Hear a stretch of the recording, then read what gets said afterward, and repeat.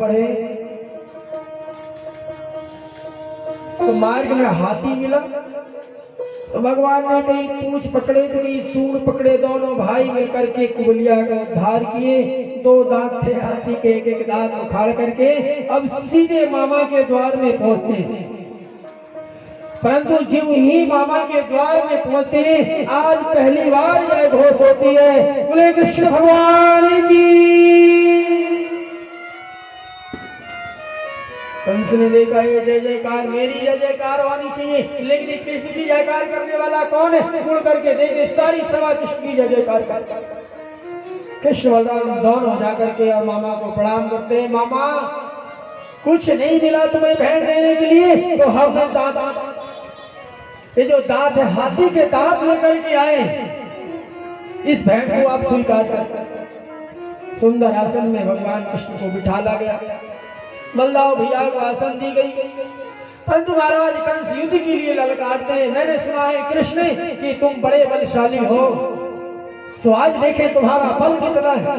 और जब युद्ध के लिए ललकारे महाराज कंस ने, तो भगवान कृष्ण जो है आकर के मैदान में अखाड़ा में छलांग लगा देते हैं। आज भगवान कृष्ण से युद्ध करने के लिए एक योद्धा आता है, एक के बाद 2 आते हैं, 2 के बाद 4, 4 से 8, 8 से 10। दाऊ भैया समझ गए कंस की माया। तुरंत दाऊ भैया ने छलांग लगाई, आकर के अखाड़ा में कूद पड़े, कहने लगे कृष्ण तुम जाओ भैया, जाकर के मामा का स्वागत करो, इन दुष्टों का उद्धार मैं करता हूँ। और हलधर भैया ने अपने हल का आह्वान किया, और जो ही हल हाथ में आता है, जितने भी सैनिक मारने के लिए दाऊ भैया को आते हैं, जितने भी योद्धा आते हैं, उन सबका दाऊ भैया उद्धार करते जा रहे हैं, सबको मृत्यु दंड देते जा रहे हैं, सबको धीरे धीरे करके मारते जा रहे हैं। अंततः भगवान कृष्ण पहुंचते हैं महाराज कंस के पास, और कंस के पास पहुंच करके पहले महाराज ने चारुण का उद्धार किया, चारुण का वध किया, और चारुण के वध के उपरांत में महाराज कंस के पास पहुंचते भगवान भगवान कहने लगे। मामा कन्हैया कहते हैं, कृष्ण भगवान कहते हैं मामा एक अवसर और देता हूं मैं तुम्हें, अभी भी समय है, तुम मेरी शरण में आ जाओ, मैं तुम्हारा उद्धार कर दूंगा। कंस ने कहा मैं अवसर देता हूं, है अभी भी समय है कृष्ण, अगर आना है तो तू मेरी शरण में आ जा, तेरा उद्धार कर दूंगा, क्योंकि मथुरा का भगवान मैं हूं। कन्हैया कहते हैं अच्छा तू है। प्रतिवर्ष हम रावण के पुतले को जलाते नहीं जलाते, प्रतिवर्ष जलाते। जो ही नवरात्रि की 10वीं आई और हम विशाल पुतला तैयार कर लेते, पुतला तैयार हो जाता है, 10वीं के दिन हम रावण का दहन करते हैं। क्यों दहन करते हैं? एक बार रावण मरा,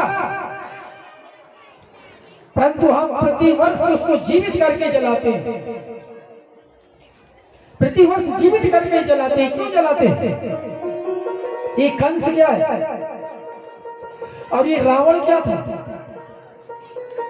आज भी रावण जीवित है, आज भी कंस जीवित है, परंतु है कहां? अगर कंस जीवित है, अगर रावण जीवित है, तो है कहां है? किसी को पता है रावण कहां है, कंस कहां है? आज भी कंस, भगवान कृष्ण कंस को मार डाला, लेकिन कंस आज भी जीवित है। किस रूप में मालूम है? अहंकार के रूप में। आप सबके अंदर रावण बसा हुआ है, आप सबके अंदर कृष्ण बसा हुआ है, आप सबके अंदर कंस बसा हुआ है। बस फैसला हमें करना होता है कि हम किसके होकर के रहें, क्या रावण के बन करके रहें, या कृष्ण के बन करके रहें, या राम के बन करके रहें, या कंस के बन करके रहें। प्रतिवर्ष पुतले को जलाते हैं रावण का, परंतु रावण हंसता है और कहता है तुम्हें जितना जलाओ उतना जीवित उठूंगा मैं। तब हमारे संत महात्माओं का गणना है, हमारे संत महात्मा कहते हैं कि जब तक हम अपने अंदर के अहंकार को नहीं मारेंगे, तब तक रावण जीवित होता रहेगा। जब तक हम अपने अहंकार को नहीं तोड़ेंगे तब तक कंस जीवित होता रहेगा। जब तक हम अपने अहंकार को नहीं मारेंगे तब तक कंस मरने वाला नहीं है। ये जो कृष्ण कथा है, कृष्ण कथा में कंस को बलि बताया है। कंस क्या है? कंस का दूसरा नाम है अहंकार है, और अहंकार प्रति देह में पाया जाता है। कृष्ण कौन है? कृष्ण है अहंकार को नष्ट करने वाला। जब तक हमारे हृदय में कृष्ण का वास नहीं होगा तब तक कंस हमारे हृदय को छोड़ करके नहीं जाएगा। जब तक हमारे हृदय में कृष्ण नहीं बसेगा तब तक कंस इस देह को छोड़ करके नहीं टलेगा। आज भगवान कहते हैं, कहने लगे मामा तुम हमारी शरण में आ जाओ, अगर हमारी शरण में आ जाओगे उद्धार हो जाएगा। है तुम हमारी शरण में आ जाओ, अगर हमारी शरण में आ जाओगे उद्धार हो जाएगा। लेकिन जब भगवान ने अवसर दिया कंस ने नहीं माना। भगवान ने सोचा अब इसी मरने का समय, उद्धार का समय आ चला। इसलिए परमपिता परमेश्वर ने ऐसी माया की कि चारों तरफ कृष्ण ही कृष्ण दिखाई देने लगे महाराज कंस को। एकदम पागलों की नाई महाराज कंस हो जाता है। और फिर भगवान ने ज्यादा दुख नहीं देना चाहा। पलक झपकते परमात्मा जाकर के हृदय में बैठ जाते हैं, मल्ल युद्ध करते हैं, मुष्ट प्रहार करने लगे भगवान कृष्ण। एक मुष्ट प्रहार किया, दूसरा मुष्ट प्रहार किया, तीसरा मुष्ट प्रहार करते ही महाराज कंस के प्राण निकल जाते हैं। बोले वासुदेव भगवान की, कृष्ण कन्हैया लाल की, सावरे सरकार की जय। जय श्री राधे।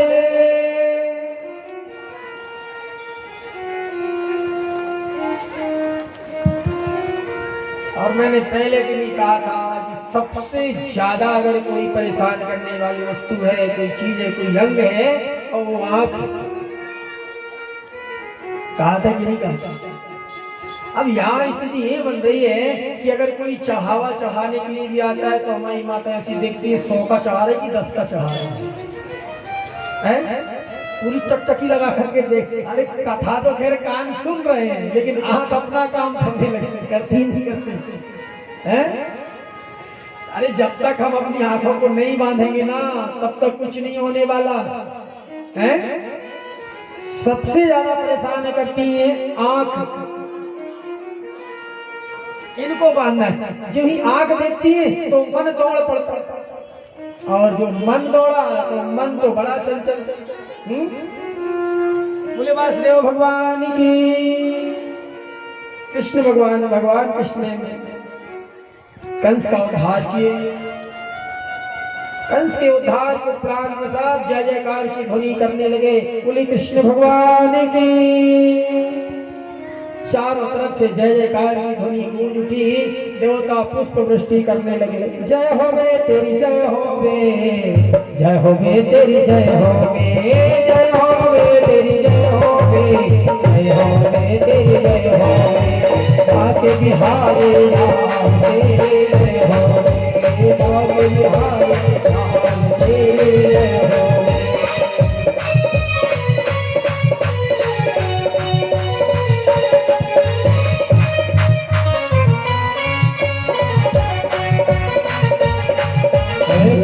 बिहारी लाल तेरी जय होवे, बाग बिहारी लाल तेरी जय होवे।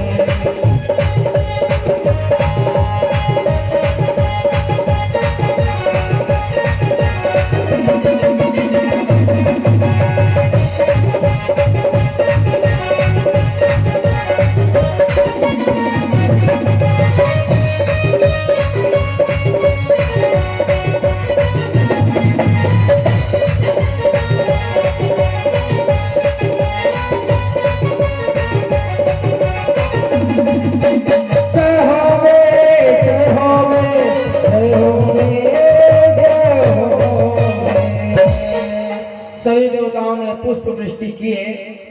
और भगवान ने जब कंस का उद्धार किए, उद्धार करने के बाद मैया देवकी के कक्ष में जाते हैं अपने माता पिता को बंधन से मुक्त करने के लिए। आज फिर दरवाजा खुला और मैया को लगा, मैया देवकी को लगा कि कंस फिर आ गए।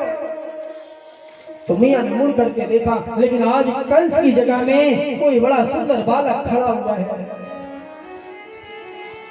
ओ मैया ने देखा, सुनिश्चित हो गई मैया, पूछने लगी, लाला तू कौन है, किसका बेटा है तू? ओ जब मैया ने पूछा किसका बेटा है, भगवान के आंखों से आंसू आ जाते हैं मैया। और जो मैया सत्य मैया देवकी ने सुना, मैया की आंखों से आंसू भी बह गए। आज मैया रो पड़ी, तू कौन है, मुझे मैया कहने वाला कौन है? भगवान आते हैं, चरणों में लेट जाते हैं, मुझे माफ कर दे माँ, मुझे माफ कर दे। और सच कहे तो बेटा वही है जो अपने माता पिता के दुखों को सुन करके नहीं, देख करके पहचान ले कि मेरी माता को दुख है कि सुख है। सच्ची में आज के जो पुत्र हैं, आज की जो संतान युवा पीढ़ी, कभी सोच करके बड़ा दुख होता है, सोच करके बड़ा दुख होता है कि माता पिता को आज की संतान ने एटीएम मशीन बना करके रखी है। क्या बना कर रखे? एटीएम मशीन, जितने पैसा लगे तो निकाल लो बस। सुना दुख में खड़े हो और ना सुख में खड़े हो। नहीं, पुत्र वही है जो माता पिता का मुख देख करके बता दे कि मेरी माता को दुख है कि सुख है।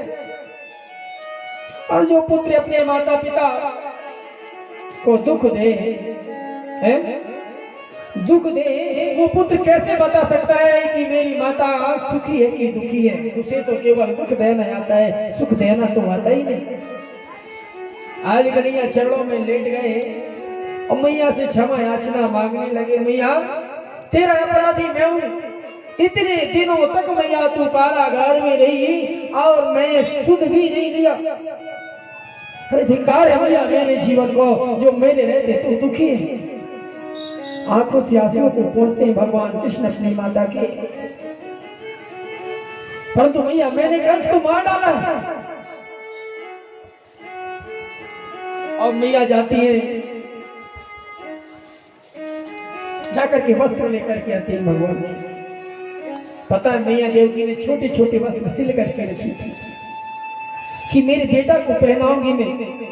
छोटे छोटे वस्त्रों को लेकर के आती है, कृष्ण के सामने देखती है, कृष्ण को बड़ा पाया, बेटा को बड़ा पाया। मैया कहने लगी, बेटा मैंने तेरे लिए वस्त्र बना करके रखी थी, लेकिन तू तो इतना बड़ा हो गया।